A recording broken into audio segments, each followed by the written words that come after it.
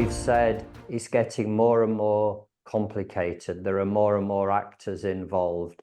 The products are getting more valuable. They're getting more sensitive. The consignments are getting smaller, so there are more of them. So I think the first thing to say is that everything is getting more complicated, and associated with that complication, there is more data. And I think let's say both industry and human beings have an expectation that will be more data and more information. That if we look back a number of years, you would never have thought, say, your Amazon package, that you were going to be able to track it all of the way from the warehouse to the delivery driver actually delivering it to your letterbox, to your doorstep.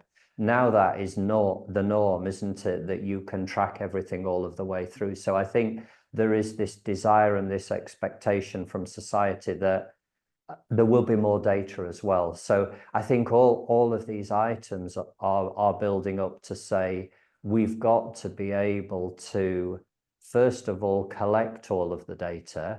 And then secondly, because there are more and more actors involved, find a way of sharing it across all of the different participants, all of the different actors and users of that supply chain. So for me, what have we got to do is we've got to find ways of making sure that we can present our data to a cloud and then take from that cloud the data that we need. So if I'm thinking of the contributions that Kuehne+Nagel is doing, we are getting more and more connected with our shipping lines, with our airlines, with our hauliers, with our packaging providers, in order that we can both digitally, so paperless, connect in terms of what orders have we got or what consignments are we moving, but also all of the data associated with that.